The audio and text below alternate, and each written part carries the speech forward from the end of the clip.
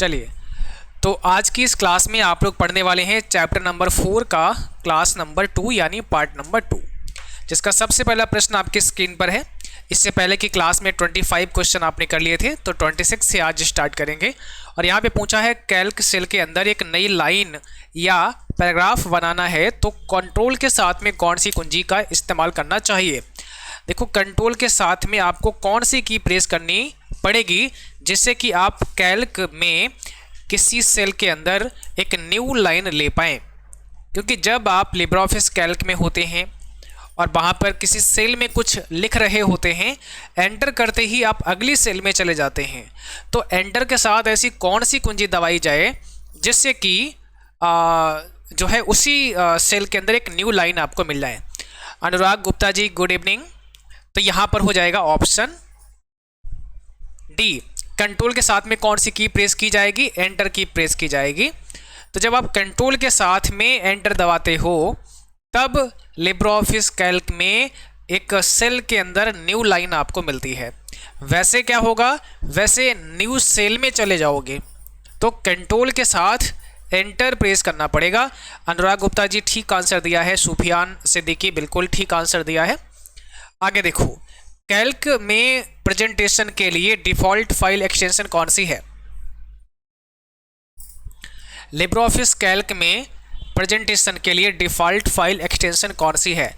तो अगर हम देखें फाइल एक्सटेंशन की, तो अभी आप सब पढ़ते चले आ रहे हो, राइटर का भी मैं बता देता हूँ, आप सबको पता होना चाहिए। .odt होता है। अब लिब्रे ऑफिस कैल्क का क्या होता है, .ods होता है। तो राइटर हो गया और ods यहाँ हो गया, ऑप्शन बी करेक्ट है। तो याद रखना है, एक्सटेंशन मत भूलना।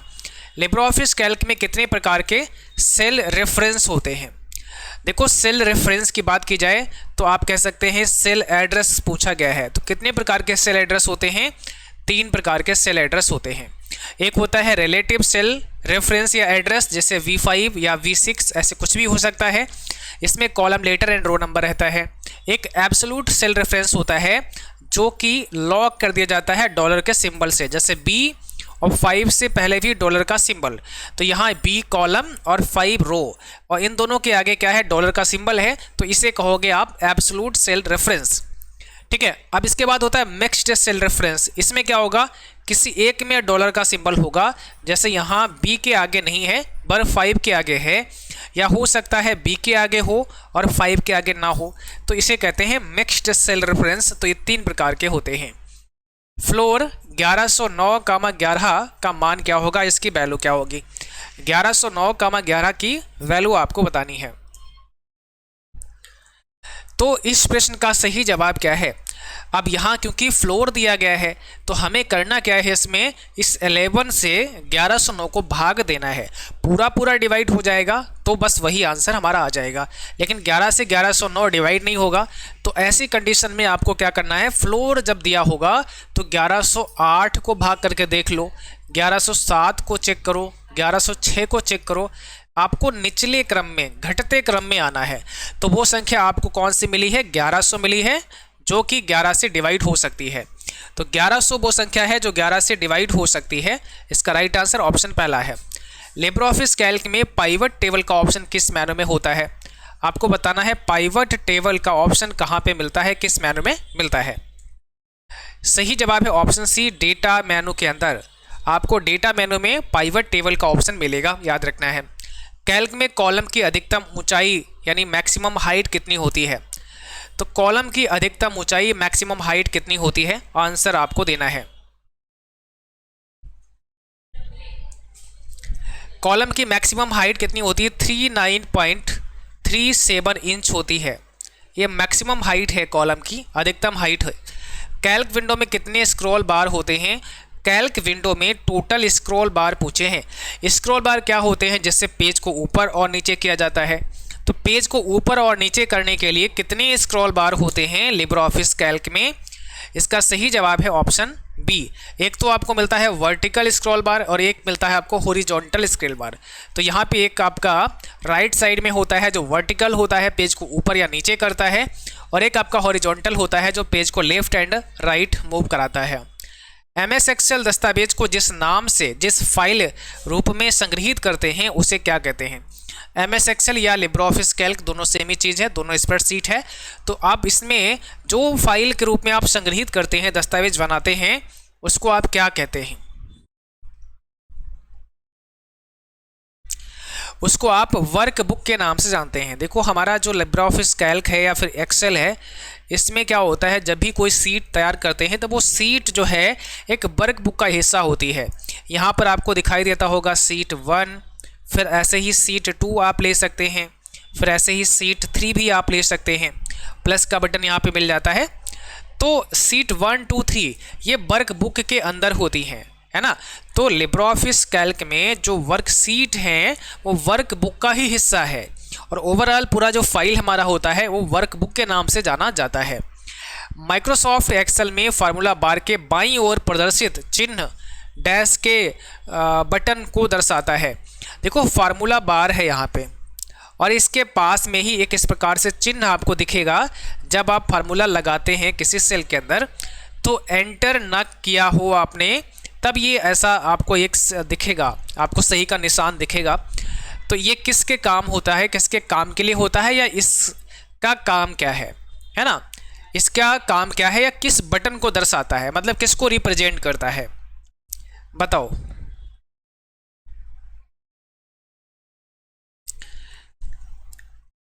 किसको रिप्रेजेंट करता है, इसका सही जवाब दीजिएगा। राइट आंसर यहाँ पे कौन सा हो जाएगा? तो इसका सही जवाब है ऑप्शन सी आपका, ये एंटर बटन को दर्शाता है। आप यहाँ टिक कर दोगे तो भी एग्जीक्यूट हो जाएगा फार्मूला, और एंटर बटन दबा दोगे तब भी हो जाएगा। चलो एक बार आपको कैल्क में समझा देते हैं। तो देखो अभी हम लिब्रे ऑफिस कैल्क में आ चुके हैं। अब यहाँ पर हम क्या करते हैं, इक्वल लिखते हैं, सम लिखते हैं 5,2। अब आप ध्यान से देखिएगा, ठीक है। अभी यहाँ पे सम 5,2 है, और ये निशान की हम बात कर रहे हैं। यहाँ पर देखो ये सही का निशान आ गया है, टिक आ गया है। तो ये किसको रिप्रेजेंट करता है, आप एंटर कर देंगे तो भी आंसर आ जाएगा। जैसे मैंने एंटर यहाँ पे दबाया, और एंटर जैसे ही हम दबाएंगे तो भी हमारा आंसर निकल के आ जाएगा। सम 5,2 इक्वल यहाँ पर 7 आपको दिखेगा।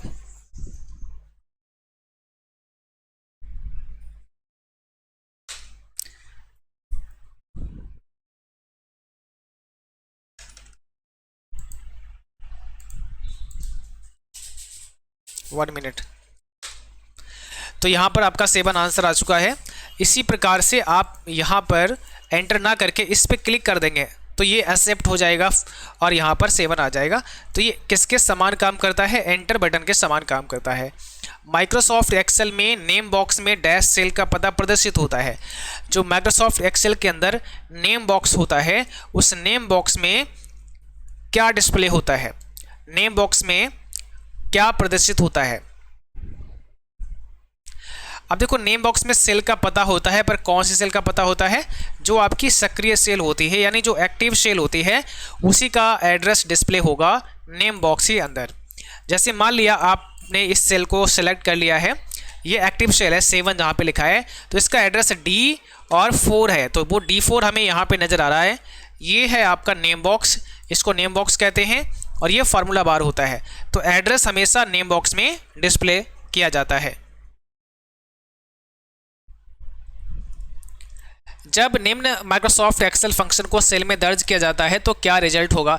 मान लिया आप एक्सेल में या लिब्रे ऑफिस कैल्क में आपने A5, 3, 4 ऐसे दर्ज किया, इसमें एक अल्फ़ाबेट भी यूज कर दिया है, तो इसका रिजल्ट क्या आएगा, इसकी वैल्यू क्या आएगी। तो इस प्रश्न का सही जवाब क्या होगा, ऑप्शन डी। इसमें एक एरर दिखेगा आपको, हैश नेम का एरर आएगा, क्योंकि सम नंबर को करेगा, न्यूमेरिक वैल्यू ही ऐड करना है आपको। अल्फ़ाबेट ऐड करोगे तो हैश नेम का एरर आपको शो कर जाएगा। माइक्रोसॉफ्ट एक्सेल वर्कशीट का डिफ़ॉल्ट ओरिएंटेशन क्या होता है। तो जब आप लिब्रे ऑफिस एक्सेल में होते हैं वहाँ पर बाय डिफ़ॉल्ट ओरिएंटेशन क्या होता है, पेज का ओरिएंटेशन एक्सेल में क्या होता है, तो याद रखना है वर्ड में, मतलब जो आपका राइटर है उसमें, और एक्सेल में या फिर लिब्रे ऑफिस कैल्क में, दोनों में क्या होगा, पोर्ट्रेट ही होता है, यानी बाय डिफ़ॉल्ट यही होगा, ठीक है। पर आप इसे चाहो तो लैंडस्केप मोड में कर सकते हो, लेकिन पोर्ट्रेट लगा होता है। केवल आपका इम्प्रेस के अंदर या पावर पॉइंट के अंदर ये होता है लैंडस्केप बाय डिफ़ॉल्ट। निम्न में से क्या माइक्रोसॉफ्ट एक्सेल में चार्ट की एक वैध श्रेणी नहीं है? अब देखो चार्ट की एक वैलिड रेंज कौन सी नहीं है, एक वैलिड श्रेणी कौन सी नहीं है। तो अगर आप चार्ट को देखेंगे उसमें पाई चार्ट भी होता है, बार चार्ट भी होता है, सुपर चार्ट भी होता है, सॉरी लाइन चार्ट भी होता है, पर सुपर चार्ट आपका नहीं होता है, ठीक है ना। यानी पाई चार्ट हो गया, बार चार्ट हो गया, लाइन चार्ट हो गया, लेकिन सुपर चार्ट का कोई ऑप्शन नहीं है। माइक्रोसॉफ्ट एक्सेल में चयनित सेल को डिलीट करने की कुंजी बताइए। आपने जिस सेल का चुनाव किया है, जिस सेल को आपने सेलेक्ट किया है, उसको कैसे डिलीट कर सकते हो? आपने जिस सेल का चुनाव किया है उसको आप डिलीट कैसे कर सकते हो? कंट्रोल के साथ में माइनस प्रेस करके आप डिलीट कर सकते हो और कंट्रोल के साथ में प्लस दबा के आप इंसर्ट कर सकते हो, ठीक है। इससे क्या होगा, सेल आपका डिलीट हो जाएगा। एक्सेल में सक्रिय सेल की सामग्री को निम्न में से किस में प्रदर्शित किया जाता है? जो एक्टिव सेल है लिब्रियोफिस कैल्क में या एक्सेल में, जो एक्टिव सेल है, सक्रिय सेल है, वो कहाँ दिखेगा, उसका एड्रेस आपको कहाँ दिखेगा? तो याद रखना है सक्रिय सेल का एड्रेस हमें कहाँ दिखेगा? फार्मूला बार में दिखेगा। यानी फार्मूला बार में क्या दिखेगा? एक्टिव सेल का एड्रेस दिखेगा। सक्रिय सेल की सामग्री, एड्रेस नहीं सॉरी, सक्रिय सेल की जो सामग्री है, जो कंटेंट है ना, वो आपको दिखेगा फार्मूला बार में। पर एक्टिव सेल का नाम अगर आपको देखना है या एड्रेस आपको देखना है तो वो आपको दिखेगा नेम बॉक्स में, ठीक है। पर यहाँ पूछा है सेल की सामग्री, कंटेंट कहाँ दिखेगा? तो फार्मूला बार में। या तो आपने अगर फार्मूला अप्लाई किया है तो वो दिखेगा, और अगर आपने फार्मूला नहीं डाला है, केवल कुछ कंटेंट लिखा है, तो वो दिखेगा। पर दिखेगा कहाँ? ये दिखेगा आपको फार्मूला बार पर, ठीक है। एक्सेल में चयनित सेल रेंज के लिए चार्ट बनाने की शॉर्टकट की। देखो अगर हम माइक्रोसॉफ्ट एक्सेल की बात करें तो माइक्रोसॉफ्ट एक्सेल में जो भी आपने सेल सेलेक्ट किए हैं, एक रेंज सेलेक्ट करी है, उसमें आप कैसे अप्लाई कर सकते हैं चार्ट? तो F11 कुंजी दबा के हम चार्ट को अप्लाई कर सकते हैं। संपूर्ण कॉलम को सिलेक्ट करने की शॉर्टकट की। एक ही बार में पूरा कॉलम सिलेक्ट हो जाए, इसकी शॉर्टकट कुंजी कौन सी है? एक ही बार में पूरा कॉलम सेलेक्ट हो जाए, इसकी शॉर्टकट की है कंट्रोल स्पेस बार। ये पूरा ही कॉलम एक बार में सेलेक्ट कर देगा। अगर हमें पूरा रो चाहिए तो कंट्रोल के, तो यहाँ शिफ्ट के साथ में स्पेस बार प्रेस करना पड़ेगा।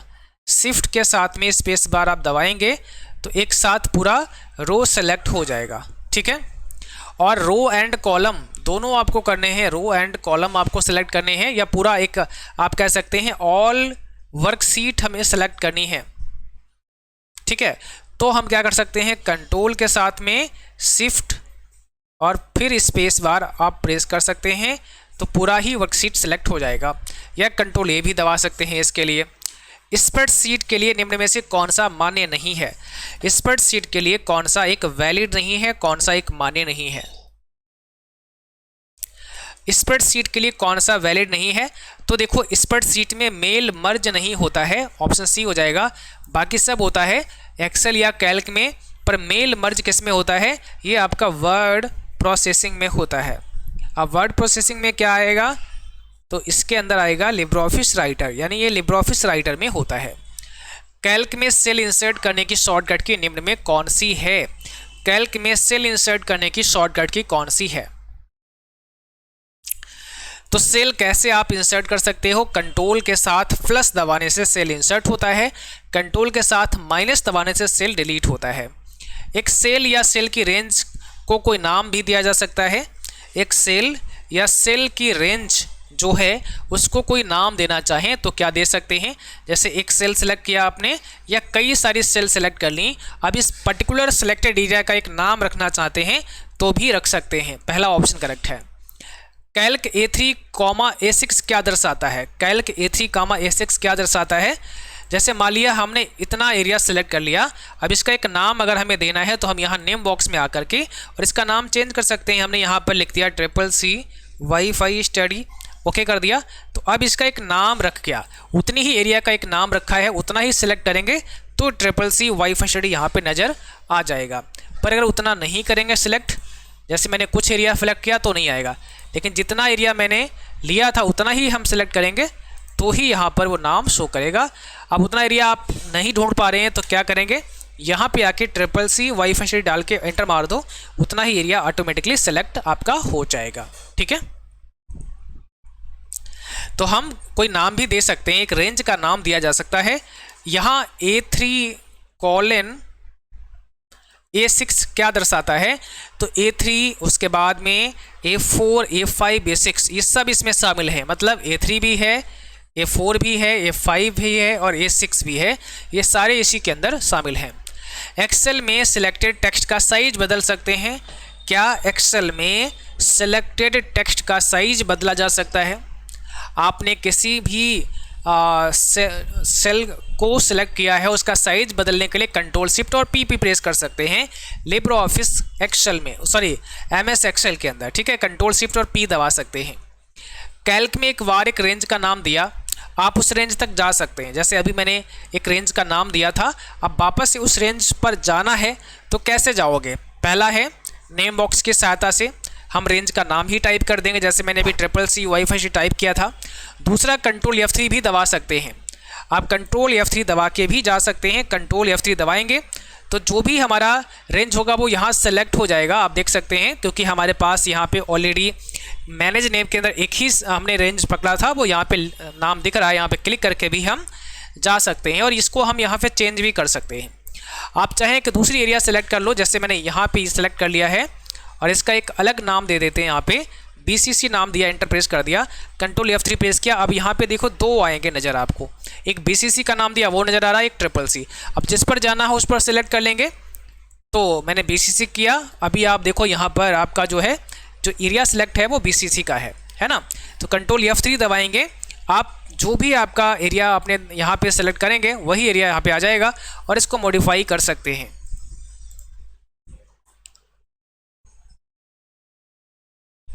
कैल्क में सीलिंग 100,9 यहाँ लिखा है सीलिंग, और 100,9 का मान क्या होगा, इसकी वैल्यू क्या होगी? तो सेम फ्लोर वाला ही है, सीलिंग यहाँ दिया गया है 9 से हमें क्या करना है, डिवाइड करना है 100 को, पर होगा नहीं। तो सीलिंग की कंडीशन में 101 चेक करो या 102 चेक करो या बढ़ते क्रम में चेक करो। तो यहाँ पे वो संख्या कौन सी होगी, 108 होगी, जो 9 से डिवाइड हो जाएगी वो 108 होगी। कैल्क में पाइवट टेबल का समर्थन करता है, कैल्क जो है वो पाइवट टेबल का समर्थन करता है। लिब्रे ऑफिस कैल्क में पाइवट टेबल का ऑप्शन होता है, ऐसा यहाँ पे बोला गया है। तो इसका सही जवाब हो जाएगा ऑप्शन पहला। बिल्कुल पाइवट टेबल का ऑप्शन है, कहाँ है, डेटा मेनू के अंदर। ठीक है ना, किस मेनू के अंदर है, डेटा मेनू के अंदर है। कैल्क में 10 की पावर 4 का सही मूल्यांकन करने के लिए वाक्य रचना क्या है? 10 की पावर 4 की सही वैल्यू कैसे निकलेगी? 10 की पावर 4 की सही वैल्यू कैसे निकलेगी बताइए। तो 10 की पावर 4 की सही वैल्यू निकालने के लिए आपको क्या करना पड़ेगा, इक्वल लिखना पड़ेगा, पावर लिखना पड़ेगा और 10,4 लिखना पड़ेगा। तो इसका मतलब हो जाएगा 10 की पावर 4, यानी यहाँ पर 10 की वैल्यू निकल के आ जाएगी, है ना, इस प्रकार से 2 4, है ना। तो सही जवाब ऑप्शन बी यहाँ पे करेक्ट है। तो आज के सेशन में बस इतना ही था, और कल की क्लास समाप्ता आपकी अगर हम कराएंगे तो क्लास का टाइम होगा 4 PM पर, ठीक है ना, 4 बजे। तो अगर कल आपकी क्लास चलेगी तो उसका समय क्या रहेगा, 4 बजे रहेगा। तो याद रखना है 4 बजे ही सभी को लाइव आना है। अगर आपकी क्लास कल नहीं होगी तो उसके लिए नोटिफिकेशन आ जाएगा छुट्टी का, यानी अगर क्लास कल नहीं कराएंगे तो उसकी जानकारी आपको मिल जाएगी आपके टेलीग्राम चैनल पर, आपके एप्लीकेशन के नोटिफिकेशन में। और अगर क्लास होती है तो टाइम क्या रखा गया है, 4 बजे का। तो 4 PM पर आपकी क्लास होगी, ये ध्यान रखना है। और अगले 4-5 दिन अगर क्लास, क्योंकि 4-5 दिन जो क्लास आपकी चलेगी वो 4 PM पर ही चलाएंगे, ठीक है, शाम को 4 बजे ही अब अगली क्लास हम आपको कराएंगे। जो लाइव देख सकता है अच्छी बात है, जो नहीं देख पाएगा वो बाद में रिकॉर्डेड भी देख सकता है। और आज सुबह की जो आपकी क्लास थी वो हमने अभी अपलोड करवाई है, तो आप उसको देख लीजिएगा। और कल 31 तारीख की मॉर्निंग 6 बजे क्लास आएगी, पर आज सुबह क्लास आ नहीं पाई थी तो वो आज अभी हमने इस लाइव को स्टार्ट करने से पहले ही अपलोड करवाया है। तो अभी इसको आप कट करो और थ्योरी क्लास में जाओ, आज वाली क्लास कंप्लीट करो, ठीक है। सर जी मॉक टेस्ट में क्वेश्चन, अच्छा ठीक है, मैं अनुराग जी कोशिश करता हूँ। अभी 2-3 दिन तो छुट्टियाँ हैं, दिवाली के बाद ही अब हो पाएगा, तो दिवाली के बाद हम जो है बढ़ा देंगे, इंक्रीज करवा देंगे, ठीक है। चलो आज के लिए इतना ही, मिलते हैं फिर अगली क्लास में, तब तक के लिए थैंक यू, बाय बाय।